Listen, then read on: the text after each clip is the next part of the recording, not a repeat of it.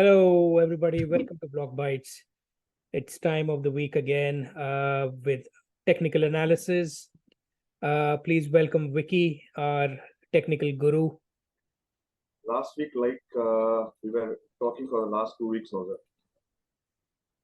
we are slowly pushing towards a box. In fact, right now, I think we are in the box. Correct. So this is a very important place. It's crucial resistance. Right. And if you look at our earlier discussion, I was telling you once it gets into this box, it gets rejected from there and then pushed back. And then pull back to this area. Correct. Well, I think I need to change that bias. Oh, I'm okay. saying this for a lot of reasons. Okay. I'm saying this for a lot of reasons, and I'm pretty confident also. Okay. Let's say then. In fact, I got this when I was doing the analysis just before this meeting. Okay, nice. Okay. I was hooked on to my bias actually, and then I was I'm actually right now I took a lot of profits on the long. Last week I was long. Actually. If you look at my page also, you'll be knowing that I have taken the Solana long as well as the mask long. Okay. Only I closed today, hoping for a retest. Okay. And I thought no. Then I checked that this retest that is going to happen is a very healthy retest on two aspects. One is, unlike the earlier occasions, right now we have a decent spot demand. Ah, nice. Okay. This has not appeared so far. From here till here, this demand has never appeared. Interesting. Last week it appeared out of nowhere. Okay. So last week there's a lot of accumulation. Probably the ETF narrative is working out. Actually. Okay. So there's a lot of course, right now there are a lot of leverage long sitting here. People are long at this part, and obviously they will be probably hunted for stop loss or liquidations. Okay. So we may put in a hard correction this week beginning or this weekend. All right. And resume the upward motion. Upward movement. Interesting. What I'm expecting is we probably touch this area once again, key bear market resistance. Wow. We're looking at what are these levels? Okay, so 31 to 32,000. Right. I'm pretty confident. Why? Because I like till even last week or even till last weekend, I was thinking that this would test this zone. But this pump with this kind of volume, I get it. Okay, so that is one reason. That is one reason. A lot of spot activity volume and one more thing out there. Yeah. Like I told you, there are a lot of shorts opened here. Okay, in that range. But people are mostly bearish all through the last week. Those entire 20 people are bearish. Right. So at this point, many people would have shorted. Okay. Personally, know a lot of traders on Twitter who have shorted this bottom. Okay. And even called others to short. So this was an obvious move. What people might be getting off guard, is this place. Here people will be confident in their shorts. Even now I can see people calling for shorts. And I think this correction, obviously Bitcoin is going to correct a little bit at this point. And people are going to think that they are going to, crash it. But after a retest, probably this 27,400 region, this yellow line I was talking about, that could be retested and then it could come. Okay. So October is not going to be October. I was the one who was calling for October. If you look at me, even well, to be fair, a lot of people were thinking about that. Yeah, even I was actually looking at it, but then I'll kind of what is it? Probably next week I'll show you how the liquidity heat maps work out. Okay. By liquidity heat maps, what I mean is, suppose say big player comes in and opens a short here for say $1 million.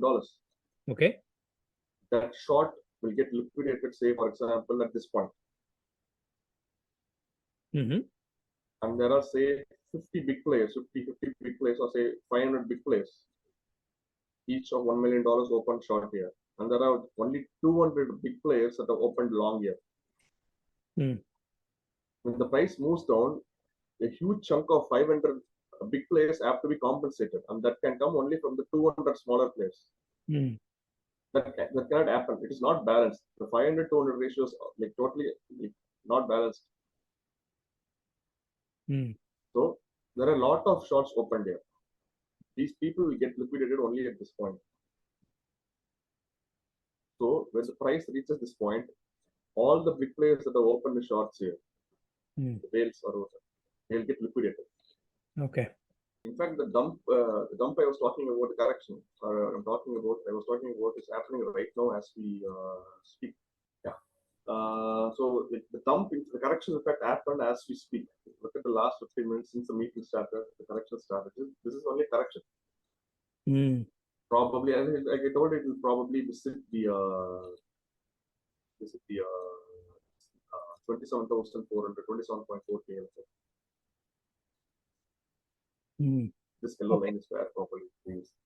This is the breakout. This is the breakout that I was mentioning. And this breakout has happened, and it's definitely bound to retest this part. And once this retest happens, we are good to go. Now, there are two things that, like, if you look at what I've been telling, there are two things that are like, there are two scenarios that I'm watching out for. One is my earlier opinion. My earlier opinion was that if you get rejected here, go to this area. My second hunch is that they'll put in a correction. Probably even below. Probably even below. Below. But probably even below. Even lower. Lower than what exactly? Even lower than this yellow line. Even lower than the 12-week EMA. This yellow line. 27, you mean? 27. 27, yes. Okay. I frankly, I think it will probably bounce from this yellow line, that is 27.4K. Got it. If they decide to liquidate even more late longers, they'll probably put in a deeper correction to this area. The orange line. Okay, I see. Yeah, orange. And then put in a solid pump. So, I mean, okay, so I understand that. Two scenarios. Last week, I'll make it very clear. Last week, I was telling, once we get to that box, we'll dump from there, we'll correct from there to this region. Correct. The accumulation zone, yes. Yeah, I'm not ruling out the bias 100%. I'm just ruling out it by 50%. The other 50%, I think, there's a probability. In terms of probability only, this can move up here, this key bear market. I can confirm as a week progresses, where this week closes only can really tell us where we are going to end up in the month, in the end of October. So this week's close will tell us a lot about whether bulls have the upper hand. If bulls lose most of these, like most of the support levels, if this is a breakout. This is a breakout means it has been struggling to break this level. Look at this. We got tried here, failed. Tried here, failed. Could see the right. Tried here, failed. Tried here, failed. But this we got a solid close. So in my opinion, the bulls are definitely going to have an upper. But the correction, I don't know how correction. I personally think the 27.4 or maximum 27K will hold, not below that. Okay. After that retest, breakout retest is done, we are probably going to go higher. Okay. Two scenarios I'm watching out for. This weekend will definitely tell us how the bulls are placed. This is all about bulls difference. Okay. I think entire Twitter is right now bearish. Most of them are bearish right now. Right. Because they thought they are bearish here actually. Like some are bearish here. Now even the top 2 traders on Twitter are bearish. They are expecting it to get, they're expecting it to be the top. Global top. Okay, interesting. Sir, I'll tell you one thing, sir. I'm 90% certain. Personally, I'm basing my trades on one thing. I'm 90% certain after this retest, we are going to finish this week in green. In green. Okay. Yes. Make no mistake. I'll come next week when you visit this. You can also quote me if I'm wrong. I'm 100% certain we'll close this week in green. Like I told you, like last week when I last weekend when I sat down, I was thinking it is going to be October. But now when I sat today, just 1 day later or 2 days later, I feel like it's not going to be October after all. It's going to be October only. Okay. All right. So that is Bitcoin. For Ethereum, you want for Ethereum, sir? Yes, let's do that. And yeah, lots of positive news for Ethereum. So Yes. let's see how it impacts on the chart.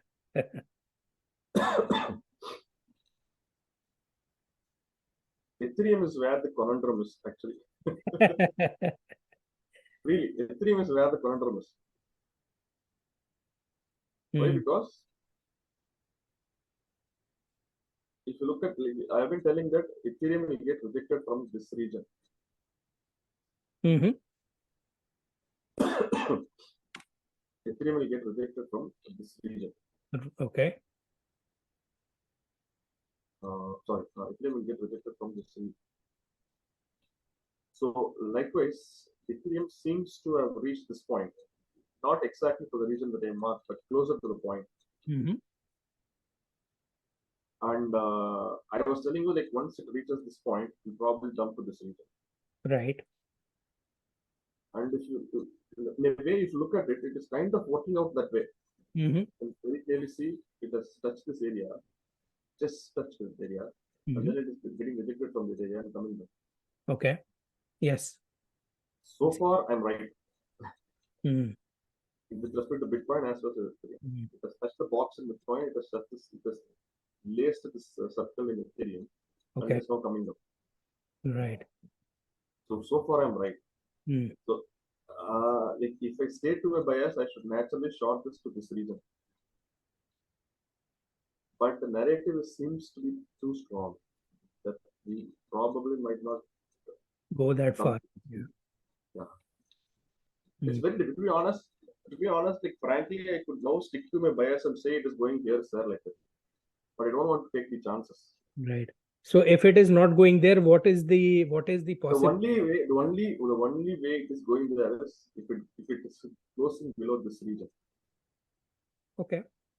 1615 is the ultimate support for Ethereum. Loses 1615. This level. Loses 1615. I think it's over for Ethereum as well as what the problem provided. Okay. One question. Yes. So Bitcoin, so this is like a flippening in the sense that Bitcoin could possibly go up, but Ethereum would go down. No, sir. No. I think I have put it that way, but it's not like that. There is a bullish scenario for Ethereum also. Why I'm saying it's a conundrum is, if you look at last 2 years' performance, if you look at the circles see one rejection here, this rejection. I kind of assume that it's a mirror image. Rejection here, rejection here, rejection here, rejection here. So I'm naturally assuming that this is a rejection here. And after this rejection here went to this box, so I'm assuming that after the rejection go to this box. Understood, sir? So this is Ethereum. This is Ethereum. For Bitcoin also similar thing assumed. But now when I say that Bitcoin is going to pump, it also applies to Ethereum, but Ethereum tagging this part 2000. The bullish scenario for Ethereum in case Bitcoin pumps to 30K is 2000 for Ethereum. I see. That makes sense. Yeah. Somewhere between 1950 to 2000. Got it. In any case, after this week, if you look at the ETH BTC chart, that is putting in a double bottom.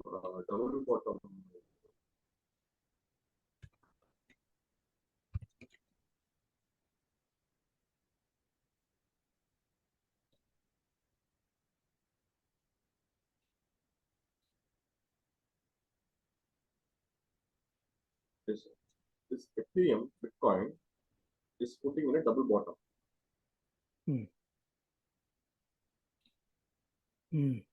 Okay. And only by weekend we know whether this is double bottom or not. If this indeed turns out to be a double bottom, you can be guaranteed that for the rest of the year, Ethereum will outperform Bitcoin. Both, even in case there's a huge crash, Ethereum will hold better than Bitcoin. Did you say for the rest of the year it will Yes. outperform? Okay. Outperform. You can make no mistake in this. You can do it in writing. Wow. Ethereum closes this week at this region, whatever. This region. Around, say, for example, so 595 to 600, 595 to 600. 595 to 0.606. Okay. 0.0595 to 0.06.